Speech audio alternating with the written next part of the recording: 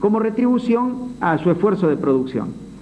Leyendo esta resolución, uno encuentra que en realidad se le va a pagar a YPF y a las otras destilerías exactamente los mismos precios que se le venía pagando, pero por un método contable distinto. Se les pagaba por un valor de retención más bajo y una diferencia se pagaba a través de un mecanismo que se llamaba incentivo a la producción de petróleo, que atendía directamente el Tesoro con recursos de la coparticipación federal y que habían acordado las provincias permitir que se utilizaran con ese destino para que YPF tuviera mayor capacidad de perforación y de extracción de petróleo. Pero, ¿para qué cambiar este método contable? Bueno, en realidad, después de investigar, advertimos que había una razón. A través de esta resolución, aumentando el valor de retención del petróleo y eliminando el denominado incentivo a la producción, para YPF las cosas no cambiaban, pero para las provincias sí, y para los fondos nacionales de energía y transporte que maneja el Ministerio de Obras Públicas de la Nación también cambiaban. ¿En qué sentido? Se le quitaban 2.000 millones de australes al conjunto de provincias que automáticamente iban a engrosar los fondos que maneja el Ministerio de Obras Públicas de la Nación. Ahora, esto no fue informado a ningún argentino, no lo conocían, creo yo, ni los mismos miembros del Gabinete Nacional, salvo seguramente el secretario de Hacienda, el secretario de Energía, el ministro de Obras Públicas y a lo mejor el ministro de Economía. Ningún legislador estaba al tanto de este tema. Yo lo descubrí gracias al asesoramiento de gente muy especializada en el tema de combustibles que examina con lupa estas resoluciones. Y por supuesto lo denuncié en el Congreso Nacional. Desde el momento en que este tema pasó a ser conocido y a preocupar a todos, desde entonces no hay reunión de la Comisión de Presupuesto y Hacienda, porque su titular, que es un señor que opera a los impulsos e instrucciones que le da el secretario de Hacienda, decidió empezar a viajar por Japón, ahora se va la semana que viene al Fondo Monetario Internacional y con ese motivo no cita la reunión, lisa y llanamente porque como ha saltado este tema, que es un tema realmente escabroso, que se suma al tema de la malversación de fondos del año 87, quieren ver si se diluye en el tiempo, cosa de no tener que rectificarlo. ¿Y cómo se relaciona esto con el tema de los docentes? Los 2.000 millones de australes que por esta resolución le han sacado al conjunto de provincias, esa es exactamente la cifra que necesitarían el conjunto de provincias para resolver el problema docente. Y no solo el problema docente, sino algunos complementos que hay que resolver, como el de la policía y el personal judicial, etcétera, que obviamente se fijan en qué remuneración tienen los docentes al plantear también sus reclamos, que por supuesto son también legítimos.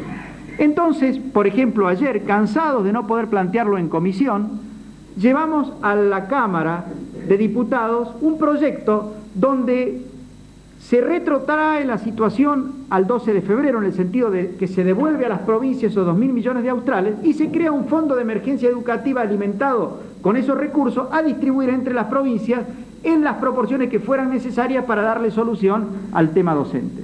Entonces ayer, obviamente, haciendo valer el hecho de que lo que se solicitaba era tratamiento sobre tabla y eso requería 2/3 de votos, el radicalismo bloqueó la discusión en la Cámara del tema, pero el tema está planteado y va a ser discutido y yo creo que ya no van a poder demorar por muchas semanas más las reuniones de la Comisión de Presupuesto y Hacienda y finalmente, en base a la transparencia, que es una palabra sobre la cual quiero insistir, creo que vamos a avanzar y vamos a ir resolviendo este tipo de situaciones. Podría comentarles muchas más, pero no quiero alargar con detalles la exposición. Quise tomar dos ejemplos que están íntimamente vinculados a la idea de una buena organización económica o a las consecuencias de una mala organización económica. ¿Por qué ocurre esto? ¿Por qué hay tanta oscuridad? ¿Por qué ni el presidente Alfonsín se da cuenta lo que está por hacer al insistir con la ejecución de los convenios con Italia tal cual han sido firmados? ¿Por qué digo que el presidente Alfonsín no se da cuenta? Porque yo lo vi por la televisión hablando en Corrientes y dijo: tenemos que terminar con este capitalismo que vive de los dineros del Estado, tenemos que terminar con los subsidios a la petroquímica y a la siderurgia.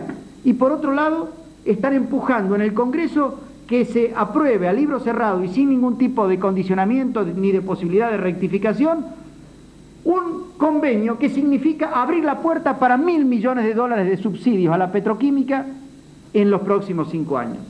Obviamente el presidente no está informado sobre el tema. ¿Y saben por qué no está informado? Porque en nuestro país no funciona una institución clave de la vida económica de cualquier país bien organizado, que es el presupuesto y su respectivo plan de obras y trabajos públicos. El presupuesto no en vano se denomina la ley de leyes en un sistema de organización republicana. El presupuesto tiene que ser discutido antes de que comience el año y es una ley de la que no puede apartarse en su ejecución el Poder Ejecutivo. Y tiene que haber un sistema de seguimiento y control de la ejecución del presupuesto, para lo cual tiene que haber informes y si hay desvíos tiene que haber sanciones y responsabilidades emergentes. Pero más que estos aspectos de tiempo y forma, hay cuestiones de contenido. El presupuesto tiene que ser universal, incorporar todo tipo de decisión de uso presente o futuro de recursos públicos, sea por la forma de un dinero público que va a ser aplicado al pago de un servicio o al pago de una obra, sea en la forma de un aval, sea en la forma de una capitalización de deuda externa o cualquier mecanismo que se invente, prefinanciación de exportaciones o lo que como se le quiera llamar, pero que signifique uso de recursos públicos para ejecutar una acción que solo por decisión política va a ser ejecutada porque no media una decisión de inversión y de riesgo privada. Esta institución no existe. Hoy día todavía no se ha presentado el proyecto de presupuesto nacional del año 88 al Congreso. Y suponiendo que fuera presentado, como dicen, antes de que termine el mes de abril, eso significa que en el mejor de los casos estará aprobado por allá por julio o agosto. El año pasado se aprobó en julio.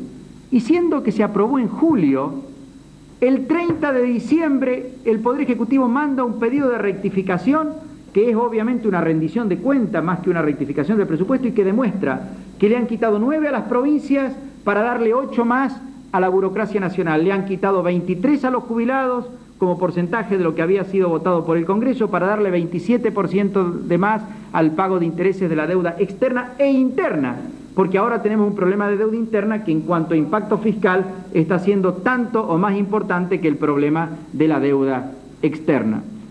Y le quitaron 50% a la inversión pública para darle 104% más al cubrimiento del déficit de las empresas del Estado. Una cuestión mínima para que podamos tener crecimiento económico y justicia social es que comience a funcionar la institución del presupuesto. ¿Por qué le asigno yo tanta importancia? Porque si antes de que comience el año, de manera completa, se cotejan todos los usos alternativos de los fondos públicos con las fuentes de esos fondos y se mide el déficit, se van a poder tomar decisiones racionales e inteligentes. El país va a comenzar a demostrar que colectivamente es capaz de tomar decisiones inteligentes. Cotejada la planta separadora de gases de Loma de la Lata, que significa compromisos de $200 millones en los próximos 5 años por año de subsidios o de aportes o de pérdidas que va a enfrentar el Estado, con el pago a los jubilados o docentes, no me cabe duda que desde un liberal a un intransigente o socialista, pasando por la UCD, los radicales, los justicialistas, la democracia cristiana y todo el espectro político de Argentina van a votar por un programa que dé fondos a algo tan vital como la educación o como el bienestar de los jubilados, antes que un emprendimiento que naturalmente debería ser la actividad privada, máxime cuando se está instalando, y es bueno que se instale en la opinión pública del país, que hay que privatizar. Entonces, esto es esencial, esto hace a la transparencia. Los rusos tienen 2 nuevas palabras acuñadas en su discusión política.